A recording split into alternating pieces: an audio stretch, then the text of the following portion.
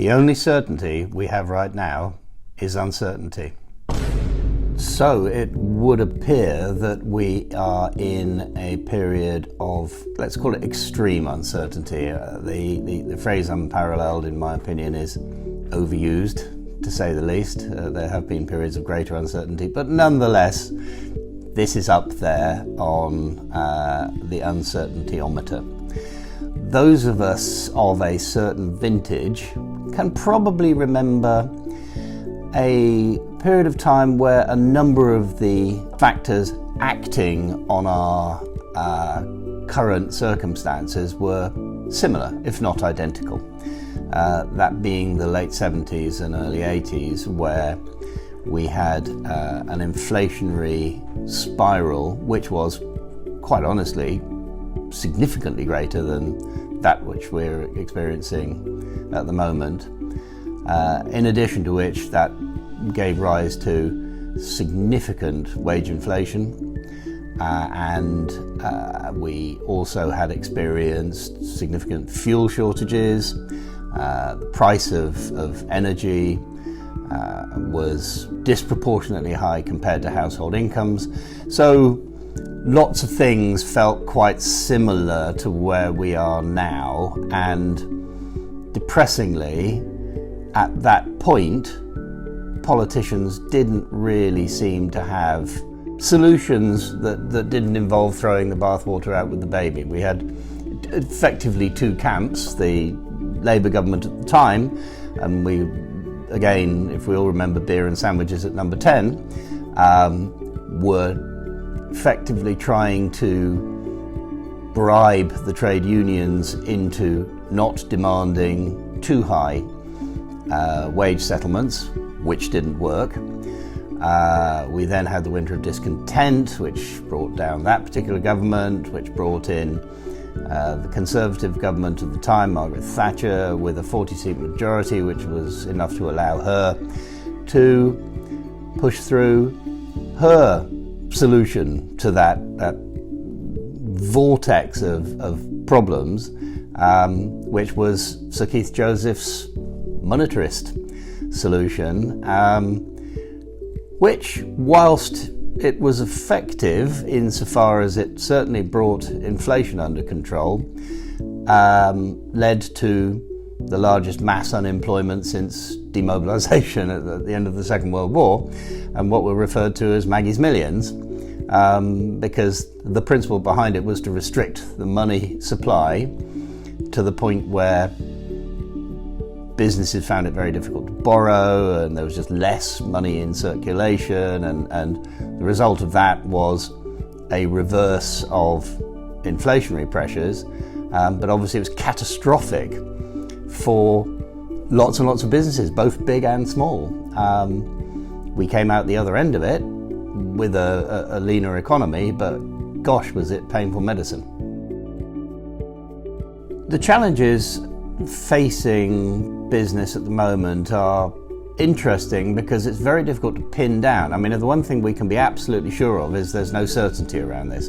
So this is a really difficult subject to say specifically one should do this or that. I mean, this morning, watching and listening to the news, we have such conflicting things going on. So on the one hand, we all know that base rates are going to go up, and all right, they're going to 1%, which for those of us that lived through the ERM debacle still doesn't seem like an awful lot. But to a lot of people, that is going to impact particularly their mortgage payments.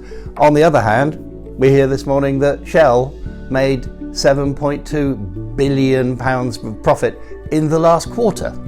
Not in the last year, in the last quarter. So they're not really so much challenged as coining it. They're parked next to a parking meter that defecates gold. So they're very, very, very happy bunnies indeed. Same with BP. So what we have is a very wide diversity of impacts. There are some businesses that, quite frankly, aren't really going to be impacted, and in fact do better when interest rates are a bit higher and there's a bit of inflationary pressure. But I think more than anything, businesses, particularly our friends in the SME sector need to be cautious. And by that I mean that it would be healthy to assume that there will be both uncertainty in their supply chains, uncertainty in their customer base, and a degree of liquidity and resilience, in my opinion, would be the top of my priority list. So what, if anything, can the government do in the arena of supporting small business through this, not a crisis yet, but it feels like it could get there? Clearly, we've just come out of a situation where the government has thrown a staggering amount of money at supporting small business through a crisis which was the pandemic. The bills for that particular party haven't yet been tallied up, but they will be big, because I'm pretty certain that they won't get a lot of their money that they lent out back again. So it's my instinctive thought around this that there's probably not going to be a huge appetite at Westminster to intervene. And to be honest, as a businessman myself, I think it is the responsibility of government to set a framework of fair, reliable trading and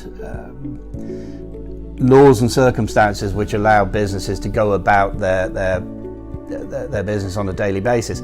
I don't think it's always their responsibility to step in and save businesses that are struggling due to circumstances beyond their control. Clearly, in the pandemic, different thing. They told everyone to go home, so it would be very unfair to not provide any support whatsoever. But as business people, part of our function is to try and look over the horizon, to see what's coming, and to make our decisions and strategies appropriate to what we believe circumstances will bring. So I'm not convinced that much in the way of government intervention is either likely or, to be honest, desirable.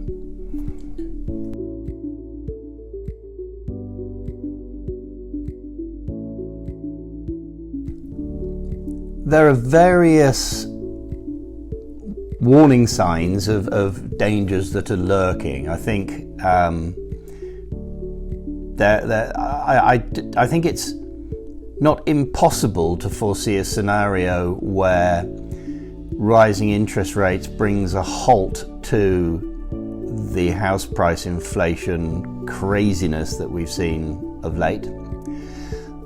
That in turn means that a lot of people will start feeling a lot less rich, as their house is worth less than they assumed and their mortgage is costing them more. That means they will consume less. That means etc., etc. You know, I think, were it me, I would be looking at my customer base and trying to work out where their vulnerabilities are and how I can broaden that to mitigate against particular sections of them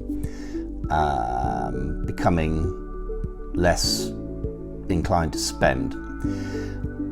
Equally, there is no doubt that wage inflation is with us for a while, and that means factoring into your budgets and forecasts that, particularly, not necessarily just with existing staff, because hopefully you have a reasonably strong relationship with them and can manage that to an extent, but certainly around recruitment, our own experience, again, don't want to make it personal, but expectations are high.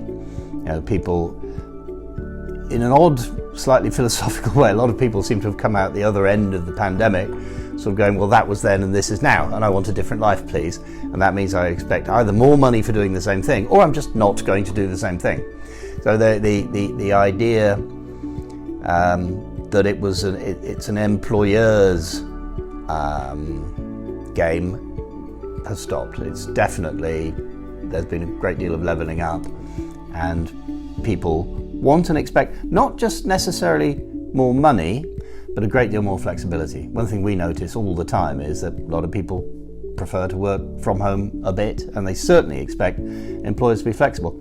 I think as long as that's possible, that's a good thing, actually.